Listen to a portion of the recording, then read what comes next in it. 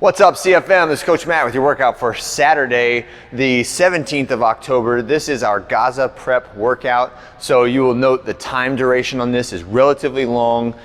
We are doing a lot of the movements that are going to be in Gaza, and we're stacking them in a slightly different order. We're giving you a good movement prep basis for Gaza, which will be coming up on Halloween, all right? So as you go into this workout, think about the total duration. I have it set up as a 45-minute cap. If you're not feeling it today, or if that just seems like too long, or the movements need to be adjusted, absolutely do that. Say like, maybe I'm just gonna go for 30 minutes, I'm gonna get 2 rounds through, or I'm just gonna go see what it's like at the end of 1 round, or cut the running to like 400s. Any of those options are on the table for you today, and I don't want you to be hesitant about asking or like telling the coach for that session, like, hey, I need to tone this back a little bit. And then as a general rule, always advocate for yourself. It's like, my toe has been hurting lately. Don't force yourself into running, right? We will find something else that you can do that either mimics or replaces that movement pattern with one that is not painful or doesn't cause a continuation of the injury that you are experiencing, whether it's like foot, knee, ankle, hip, back, shoulder, etc. Right? There's always something you can do to stay active and to train those muscles without exacerbating a pain or making something worse that we need to back off from. All right.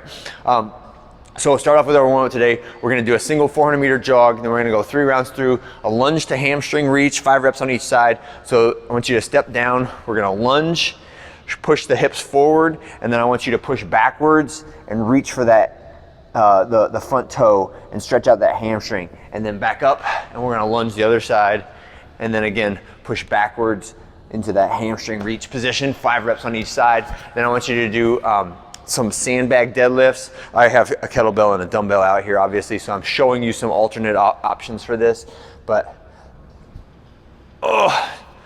just deadlifts. On these warm-up deadlifts, my intention is for you guys to keep the hips higher, so staying out of the squatty deadlift position, right? Keeping the hips up high like this. You get a really good stretch in the hips and the hamstrings when you do that. Power jumps, and then set up your box on round 1. So power jump, we're gonna go to the power position, and as you jump up, I want you to throw your hands down, and then as you land, I want you to bring your hands back to that power position. So it's jump, land, jump, land, jump, land. All right, so part of the exercise is absorbing the force of your body as it returns to earth, right? So make sure, what I don't wanna see is jump, and then reset, and then jump, and reset. I want your landing position and your landing effort to be in recapturing that power position, right? Right back down to that power position every single time. That is some of your like basic athletic training and ability to absorb force when it is applied to your legs and your lower body, right? Kettlebell swings, heavier each round. Round 3, use your warm workout weight, and then at the end of round 2, I want you to set up the pull-up station. Kettlebells, right? When we're doing American swings, right? It's tight to the hips, and kettlebell all the way up overhead. Let's say you don't have a kettlebell, all you got is a dumbbell. We can do the same type of movement with the dumbbell, right?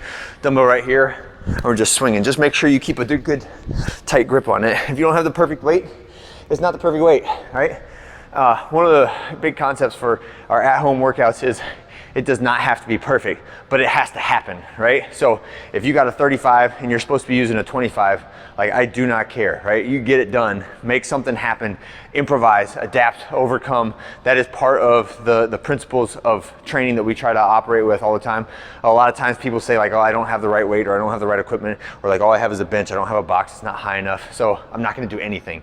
Avoid that mindset. The mindset that you need to have is like, I don't care what I have, I'm gonna figure it out. If I'm supposed to jump, I'm gonna find 2 stairs, I'm gonna jump on those 2 stairs. Or if I'm supposed to do pull-ups and I don't have a pull-up bar, screw it, I got a rope, I'm gonna throw it over a rafter in my garage, I'm gonna tie a loop in the end, and I'm gonna do like a rope row as opposed to a pull-up. Or if you don't have anything like that, but I do have a heavy weight, instead of a pull-up, I'm gonna do a bent over row, and I'm gonna do equal reps on each arm, right?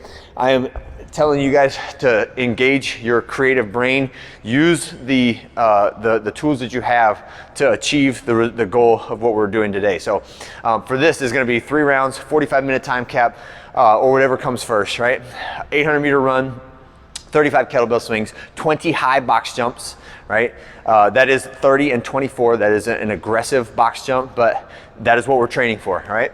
And then you're gonna do a 1,000-meter row, and if you don't have a rower, we'll substitute for whatever, approximately 4 minutes to 5 minutes on whatever tool of cardio that you have to do that with. And then sandbag cleans, 30 reps of a sandbag clean. That's touching the ground to the shoulder position. If you don't have a sandbag, you can just do a single dumbbell, right, like that, but use 2 hands when we do this one. If you don't have a dumbbell or anything like that, maybe you got a plate. We can do plate, ground to shoulders, but we're practicing some type of grounded movement up to the shoulders today, okay? All right, then it is gonna be 15 strict pull-ups. So strict pull-ups, what I wanna see is, I know it's 15 reps, highly unlikely that you're gonna get all 15 in a row, right? So make sure you're doing great range of motion for all those pull-ups, even if you have to break it up into 5 sets of 3.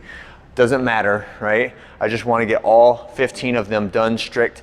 If you can do like 3 or 4 strict ones and then you go to assisted or a jumping version with a slow eccentric, that's fine too. You're free to mix and match.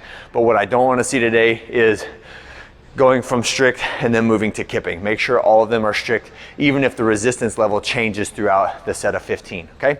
All right, when you're finished, we're gonna do kettlebell calf smash, so keep your kettlebell out. We're using the kettlebell to smash down on that calf, like so. About 2 minutes on each side. The band trap stretch for this is one of my favorite trap stretches. So wrap it around your wrist a couple times and down in between your first finger and your thumb, and then lay it down on the ground, standing on top of it, and just stand up and then pull your head gently away from it and allow your trap to just stretch down and forward, right? And then finish with a double lacrosse ball, 30 reps in between your shoulder blades, doing arm circles or snow angels, right, or arm raises. And that will cool off all of the muscles in between your shoulders and wind us out for the day. Hope you guys had a great training week, and I'll see you next Monday for strength week number 1.